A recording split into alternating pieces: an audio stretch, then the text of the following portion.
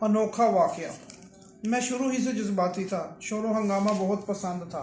हमारा घर सराफा बाजार वाली सड़क पर था, जिसकी खिड़की से बाहर जाने पर नजर रहती थी। मुहर्रम का जुलूस शाहचंद चराग से होता हुआ मेरे घर के सामने से गुजरा करता था। इस जुलूस के आगे बच्चों की एक टोली भी मातम करती थी। बाज़ों का जंजीरों से भी मातम होता था। एक दफ़ा मैं घर के नीचे सबील पर पानी पिला रहा था। न जाने क्या हुआ, मैंने कमीज़ उतारकर कमर के साथ बांध ली और छुरियां लेकर ज़ोर ज़ोर से मातम शुरू कर दिया। बच्चों में मातम का मज़ा ना आया तो बड़े आदमियों की टोली में चला गया। मैं मातम का मरकज़ बना हुआ था कि घर की खिड़की से मेरी वालदा की नज़र पड़ गई और उन्होंने चलाना शुरू किया। इतने में मेरे वालिद ने मुझे टांग से खींचकर बाहर निकाला और दोनों 2-3 थप्पड़ लगाए। घर पहुंचा तो वालदा ने भी पिटाई कर दी। हर रात मेरे सरहाने तले बर्फ़ी रखी जाती थी, क्योंकि बचपन ही से मिठाई का शौकीन था। बिला लगाकर बर्फ़ी की 1-2 डलियाँ मेरे तकिए के नीचे होती, जिन्हें मैं रात को या सुबह उठकर खाता था। रात को जब मैंने सोने लगता तो वालदा कहती कि मैं पाँव साफ किए बगैर किसी को बिस्तर पर नहीं चढ़ने देती। शुरू ही से ज़िद्दी था, अपने घर में सबसे ज़्यादा लाडला था, इसीलिए मैं ज़िद्दी हो गया था। मेरे घर की खिड़कियाँ बाजार की तरफ खुलती थी और सीढ़ियाँ गली से ऊपर चढ़ती थी। मैं अक्सर अपनी वालदा से कहता कि फ़लाँ चीज़ खानी है। मेरी बात पूरी ना होती तो मैं कहता कि मैं सीढ़ियों से छलांग लगा दूंगा।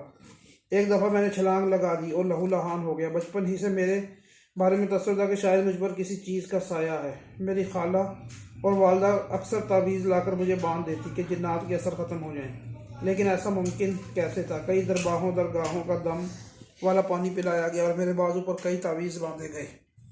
मेरे वालिद महरूबी मुझे मेरा वाज यूसुफ शाह साहब के पास दम करवाने ले जाया करते, लेकिन ये साया वगैरह कुछ ना था। हर रोज़ के लड़ाई झगड़े से घर वाले तंग आ गए थे। अगर जब मेरे घर तक शिकायत होने का मौका कम ही मिलता था। मैंने घर में मुर्गियाँ पाल रखी थी।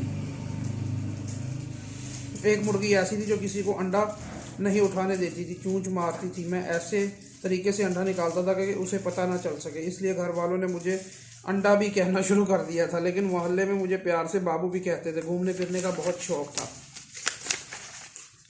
एक मरतबा सारे मोहल्ले के साथ अयूब पार्क गया। अयूब पार्क उन दिनों नया नया बना था। अयूब पार्क भी अयूब खान के ज़माने की यादगार है। पहले ये इलाका टोपी रख कहलाता था। खुदा खुदा करके मेरे भाई मुझे साथ ले जाने पर राज़ी हुए और मेरी वालदा ने दोपहर का खाना भी बना कर दिया।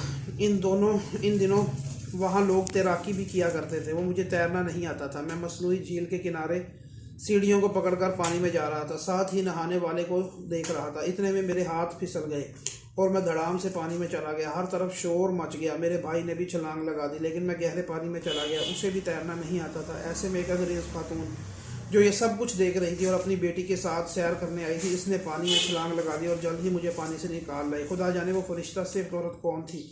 जबकि कई तैराक मुंह देख रहे थे, उसने मेरी जान बचाई। जब मुझे मैदान में लटाया गया तो काफ़ी देर तक होश ना आया। पेट से पानी निकाला गया। जब आंखें खुली तो सैकड़ों लोग मेरे इर्द गिर्द मौजूद थे। सारा रास्ता मेरी किसी से बात ना हुई। घर पहुंचे तो बड़ा भाई ने वालिदा को किस्सा सुनाया। वालिदा ने उसी वक्त मुझ बच्चों में मीठे चावल तकसीम किए और शुक्राने के नफल अदा करवाए। बड़ी ईद के दिनों में बकरा लियाकत बाग चुराने के लिए ले जाना मेरी जिम्मेदारी में शामिल था। ये बकरा मैं ज़िद करके 15-20 दिन पहले ख़रीद लेता था, ताकि इसकी खूब खिदमत हो सके। बकरे को मेहंदी लगाने और नहलाने के अलावा ईद की रात गोटे वाला दुपट्टा डालकर मोहल्ले में चक्कर लगवाना भी मेरा शौक में शामिल था। एक दफ़ा लियाकत बाग में बकरे को चुराने के दौरान मैंने देखा कि लड़कों की टीम क्रिकेट खेल रही थी। मैंने बैटिंग की बारी मांगी तो उन्होंने बैटिंग के लिए फील्डिंग करना ज़रूरी करार दे दिया। मैंने इसरार किया कि मैं बगैर फील्डिंग के बैटिंग करूंगा। लड़ाई के खौफ से उन्होंने हामी भर ली और मोहल्ले के एक बड़े तेज़ रफ्तार बॉलर कह के खड़ा कर दिया। पहली बॉल मेरे पास से गुजर गई। दूसरी बॉल ने हाय तेज़ रफ्तारी से टांग पर आकर लगी और बैट हाथ से छूट गया। बड़ी मुश्किल से बकरे समेत घर पहुंचा। घर पहुंचते हुए टांग सूज चुकी थी। सुबह उठा तो वालदा को बहाना बनाने और उनकी मार से बचने के लिए सीढ़ियों पर पानी की भरी हुई बाल्टी खुद ही गिरा दी और कहा कि बाल्टी लग गई है।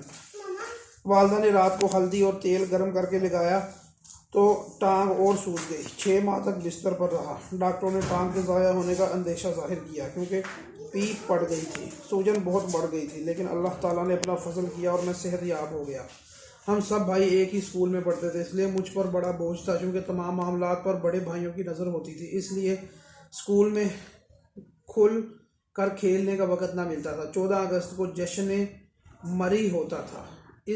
इस दिन बसों में बहुत भीड़ होती थी। एक दफ़ा मैं बगैर पूछे योम आज़ादी जश्न देखने मरी चला गया।